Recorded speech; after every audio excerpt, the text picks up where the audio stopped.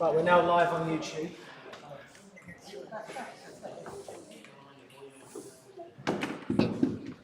Nico, you're one of the trustees, you should be up here.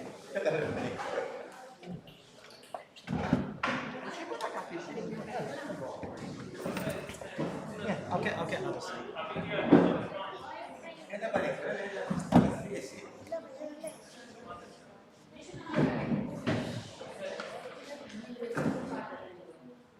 I'm not going to change the form now, the main form. No, direi che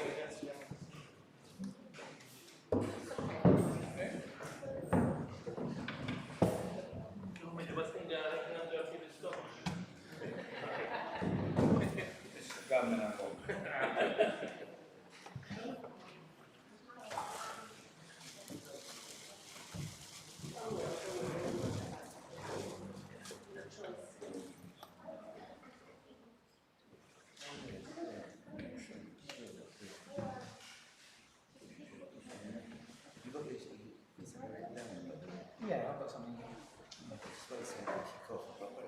Yeah, we'll start with a prayer. If we stand for a prayer first.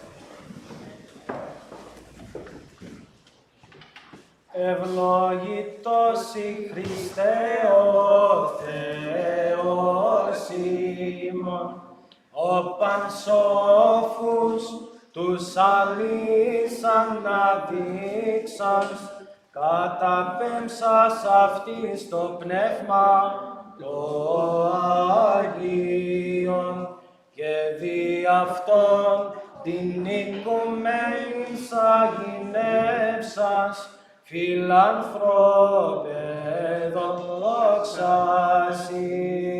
Βασιλεύ ουράνιε παράκλητε το πνεύμα της αληθείας, ο πανταχού παρών και τα πάντα πληρών, ο θησαυρός των αγαθών και ζωής χορηγός, ελθέ και σκήνωσον εν ημίν και καθάρισον ημάς από πάσης κυλίδος και σώσον αγαθέ τα ψυχάς ημών. Αμέν. Αμήν.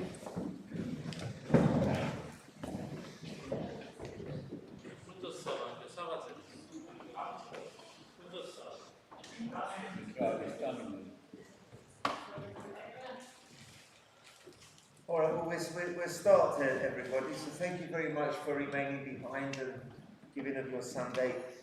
Hopefully it won't be a lot we won't sort of continue for a great deal of time but it's our annual AGM. So thank you very much. Thank you to the trustees, John, Father, obviously. We'll move on to, Father wanted to say something about elections, membership registration, and so on.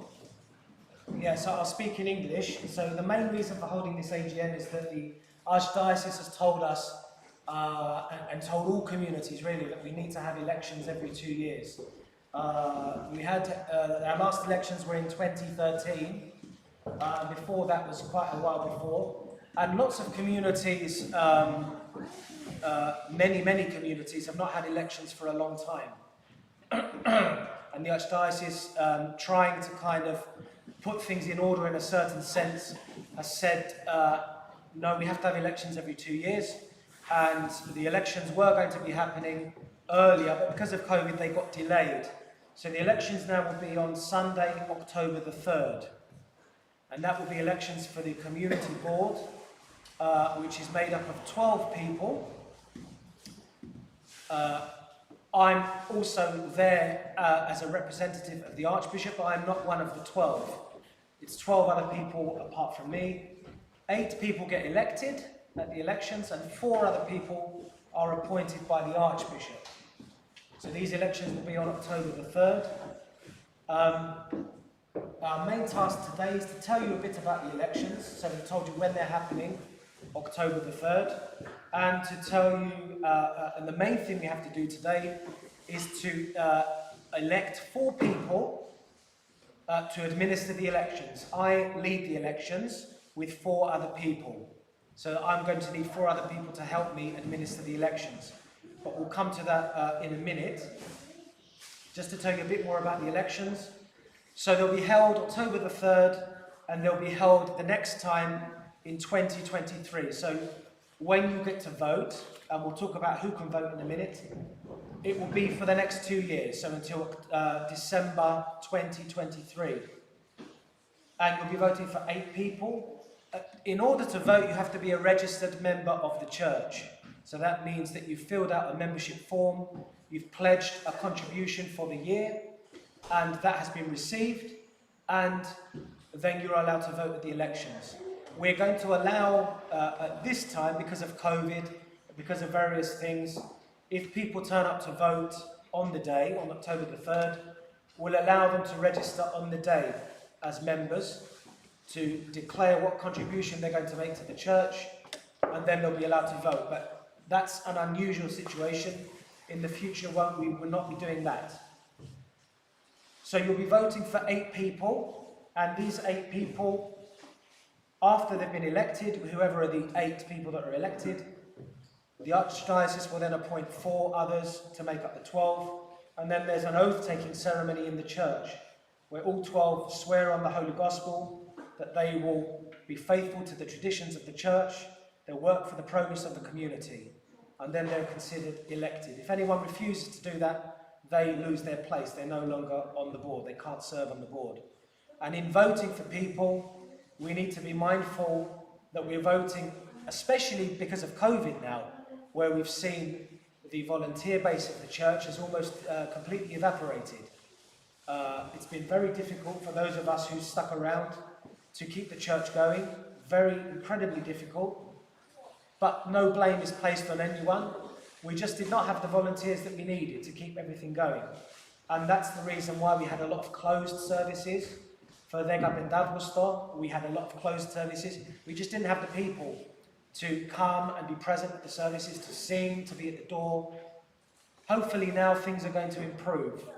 But we need to be mindful of that. So if you're thinking of standing, if you're thinking of putting yourself forward, you have to commit to representing the church. You have to come to church. You have to have communion regularly. You have to bring your family to church. You need to be a faithful Orthodox Christian. Because this COVID thing, it might happen again, and we need people to be here. So, and also now as you move into the building project, which is going to take up a lot of time, we're going to need a lot of people to put a lot of effort in to doing things for the church. Because behind the scenes, there's lots of activity, or there needs to be lots of activity. So that's just a brief summary. The Archbishop also wants more women on the community board, and he wants 2 people under 40 to be on the community board. He says that we need to prepare people for ministry in the church. We need to get people prepared so that when they're in their 50s and 60s, they've got experience. And he's totally correct on that, of course. So the main thing, if you want to move straight onto it, is to pick 4 people to help me administer the elections. So these are people that are not going to stand for election, who can't be on the board. You can still vote, but you need to help me with the elections. So are there any volunteers to help me with the elections?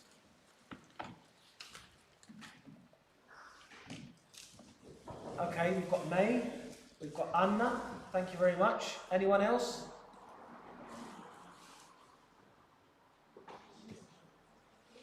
Okay, can we note those 2 down?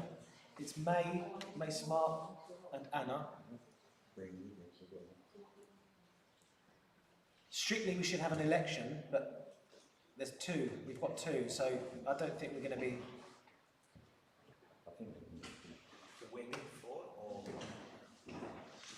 We'll see. We'll see. I mean, there's a bit of work to do. They have to be people that aren't going to go. Yeah, that's correct. And people that won't be on the board, and people, you can still vote in the elections, but you can't stand, and you can't be appointed either by the Archdiocese.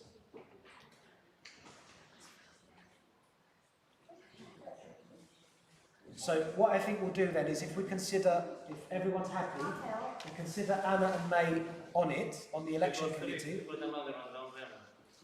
Oh, Romina, thank you very much, Romina. Are you good with a computer? No.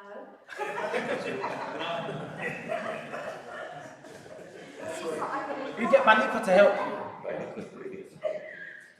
We are in church, I have to be honest. Yeah, that's, Okay. That's good. that's 3. That's fine, by the way. Yeah, That's yeah. fine, that's fine. Thank you very much. So if everyone's happy, we'll consider those 3 elected, and we'll move on. Yeah. The next thing is the summary, financial summary. Okay, so the next item, everybody, are the accounts for the year. It's basically an overview. Who should we have present that? Yeah, that's okay. Is that okay with that? If you don't mind, Mike, Yeah, no problem. I mean, Okay. I'd just like to thank Manny because he puts a lot of work into accounts and they're not easy things to bring together. And also John's, one of John's son, he examines them. The last couple of years. That's Mark. So thank you very much, Manny. Okay, so we prepared the accounts for the year ended 31st of December 19. These are the accounts we're going to talk about. Year ended December 20 will be done soon. Yeah. Okay, so in that year we had total receipts of £42,000, of which they were made up of about 38,600 collections from the church here and people donating. We got about £1,000 from the party and about £2,500 from the school fees. You know, because people pay their fees, to bring their kids to school. So in total that was 42,000, of which we spent it basically. Mainly, we got some clerky fees and expenses, about 1,300, priest salary about 24,000, pension about 400 for the priest, the electricity and the gas about 1,700, insurance is in this year it just happened we paid both years the same year, so in total to 5,700, but each year is half of that. And some donations, to various places, 1,400, and repairs for the church. Bear in mind, we done most of the repairs in the previous years when we were doing the church, so it's only £900 repairs, and books, calendars, and flowers, about 1,600. We bought some equipment, fixtures, and fittings for the church. About 3,700. We spent some money for the architects who are preparing plans for the extension next door. So that was about 1,500. Effectively, the total payments out there were 42,000 again, which he only left about £347 net receipts basically. Now, in total, if we add this £347 to the bank accounts, we have in total £43,092 in the bank. That was at the end of December 19. These accounts, they were examined, our examiner, Mark Anderson, and they submitted to the Charities Commissioner. And anybody who wants to see them, they are there to be seen as well. You just go there and have a look at them. As I said, the following year will be done in the next month or so, and we're going to have it ready for the next AGM. Any questions? Not a question, but I wondered, do you want to say anything about this day? Because that's quite good news, or just a very... Yes. Well, this is happening in the last, since we became a charity, we can claim tax back from people who donate money to the church. Yeah? And we could go some years back and claim for it, and we started doing it. So in the first year we claimed a very small amount, so we set the whole process up, and we already made our first claim and we got a very small amount back. But now it's all set to claim for the following year, the year ending 5th of April 18, and then hopefully 19 and 20. 2020. So we set the whole process up, and well, all this is going to come, in the next year, AGM, when you're going to see the money coming in. But what I like to say is that if people want to donate, then there is a form that has to be completed to say that they are UK taxpayers and confirm their name and address. And the main thing is that they have to confirm that they pay income tax. And if they do that, then we can claim tax back from the government based on their donations. So. And I would like to say on behalf of myself and everybody, thanks to Pentecost and Andrea, there's an awful lot of work done in collating all this and claiming it back, and it's good news that the Inland Revenue have finally started to give us some back. That's good. Yes, Very good. definitely. Andrea now is working for the following year. It's a lot of work to put everything together, to find all the people who donate, because we're going back, a few years, and Andrea is trying to find all the people to sign the forms. So, but we got a very generous deadline for the year ending 5th of April 18. We got until next April to do it. So, we've got plenty of time to sit down and work. And if anybody wants to volunteer, Michael is welcome. Thank you very much, Michael and Mark, the examiner. Yeah. Thank you very much. Could I just underline something? That's right, yeah. Pentecost mentioned that the balance at the end of 2019, this is quite important, was 43,098. 98 pounds. Anyway, now the very good news, I don't like to use the term miracle lightly, but the very good news is that even though the church has been basically closed and the reduced numbers throughout since the pandemic, the latest balances, although they're not part of the accounts yet, we haven't done them, have maintained the total balance at around 43,000. So a big thank you to everybody who's continued to donate in that period, because it's really incredible that in spite of reduced numbers, because the church being closed or reduced numbers, the balance has still maintained itself. But I think that's correct. The figures we had at last meeting were total 43, I remember. I think we have to say a big thank you to the government as well, who has helped us with grants in order to maintain the balance. Yes, agreed. Anyway, that's all I wanted to say. Yes. Good news. Okay, so thank you, Bunny Cohen, Mark, the examiner, and John. And we move on to the penultimate, or the last point before we wrap this up. Does anybody have any questions? Not necessarily related to accounts, or it can be questions related to anything in general to do with the church, to do with the elections, the building, anything that comes to your mind to do with the church, anything in general. Any questions? There must be something. Get out there. Yeah, those forms we filled in last year, do they still have to fill new forms? No. That was this year you filled the form in. That's still applicable. Yeah. Yeah. Yours is, We want to put in last year without That's it. That will carry on. Yeah. Is it for the gift aid? No, that's membership form. Membership. Yeah. Thank you, Kieran. It's a very good point. That's a very good point. Annually, isn't it? Gift aid is annually, yeah. No, the gift aid once someone signs. Well, that's it, yeah. It stays applicable for Yeah. all the years, and if the status changes, he has to inform us. Oh, I think But there is a gift aid section on the membership form. Yes. Bravo.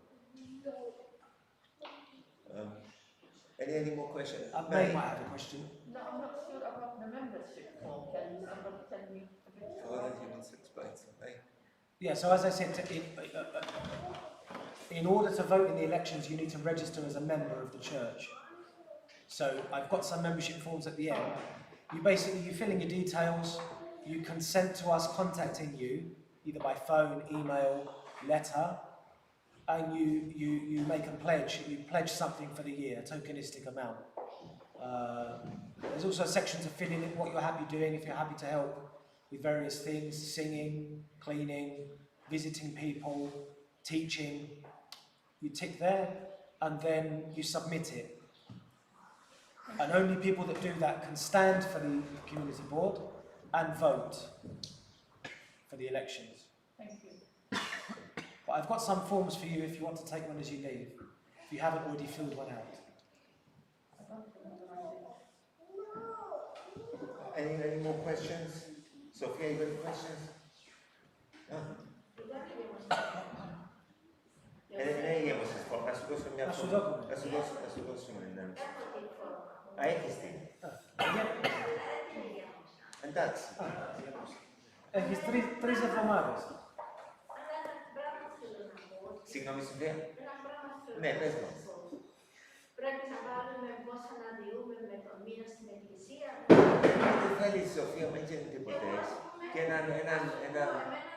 Εγώ προτιμώ να βάλω κάτι της εκκλησίας κάθε Κυριακή, παρά να βάλω τι μεσαζιό κάθε εβδομάδα. Ναι, εντάξει, Σοφία. Κάθε μήνα. Βάλε ένα ποσό. Εμείς ας παίζουμε με το πλαίσιο. Ναι, βέβαια, Να βέβαια. σου δηλώσω τόσα τον μήνα. Ναι, she can do one off.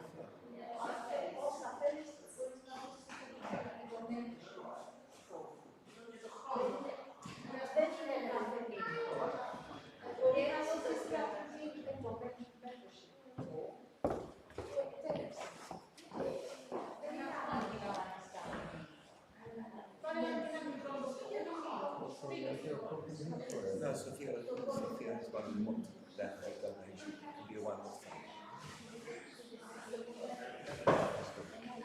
Να σας το δείξουμε τώρα, Θεία, στο Τώρα τέλος. σου δείξουμε, Σοφία.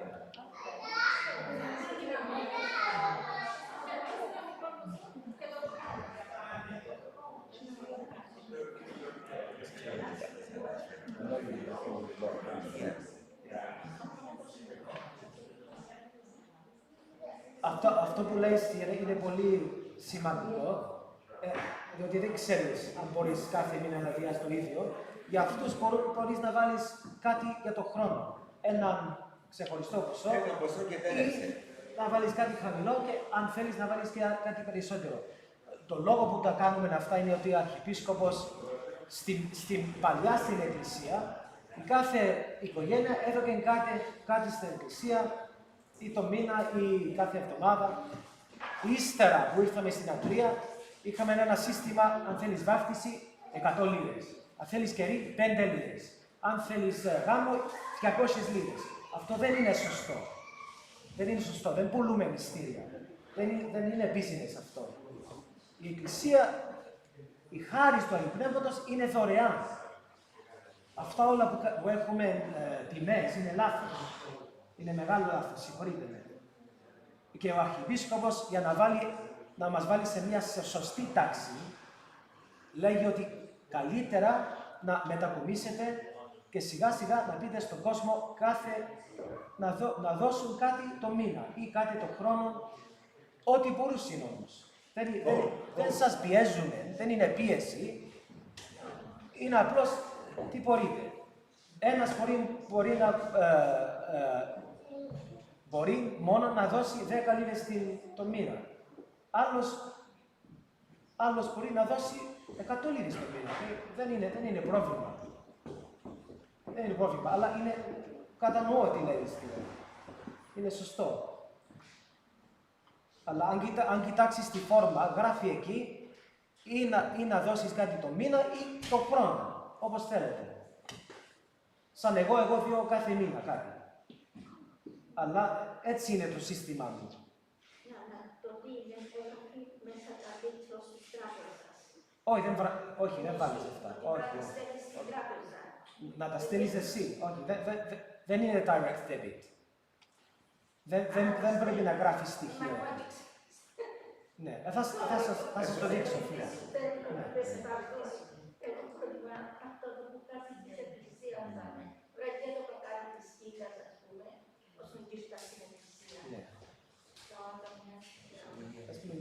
All right. Any more questions, everybody? Well, Paul, did you have any questions? Thank you for your help. Are you going to become a member, though? I checked for wedding, two. One was blocked. All right. Thank you very much. I couldn't check the vet ones because. All right. Thank you very much. I've got a form to give you before you go. Paul, clear that gutters out for us. Thank you. Any more questions? All right. That leads us on to the. Do you have anything, Buddy, you wanted to add? Father John, as trustees, please. Buddy, Well, that basically brings us to the end then. Oh, I can say one thing about the building project. Yes, That's yes, okay. yeah, absolutely. Because of COVID, everything slowed down. The architects stopped working for a long time. They slowly got running again. So the plans for the church building, the extension, are nearly finished. So when they're finished, we'll show them to you. But it hasn't completely stopped. Obviously, COVID has delayed a lot of things, but it hasn't stopped. Things are still moving ahead. And when the plans are ready, we'll show them to you. So don't worry. That's it. Thank you very much, Father. Shall we finish with a closing prayer? So, have you got any questions? No. Ευλογητός η Χριστέ ο Θεός ημών, ο πανσόφους τους αλείς αναδείξας, καταπέμψας αυτής το πνεύμα το Αγίον και δι' αυτόν την οικουμένην σαγηνεύσας philanthrope doxasi. Blessed are you, O Christ our God, who has shown forth the fishermen as supremely wise by sending down upon them the Holy Spirit. And through them you did drew the world into thy net, O friend of man, glory to you. Διευχών των Αγίων Πατέρων ημών, Κύριε Ιησού Χριστέ ο Θεός ημών, ελέησον και σώσον ημάς. Αμήν. Thank you very much, everybody. Have a safe journey home and a lovely week. Thank you very much. Enjoy the rest of the day.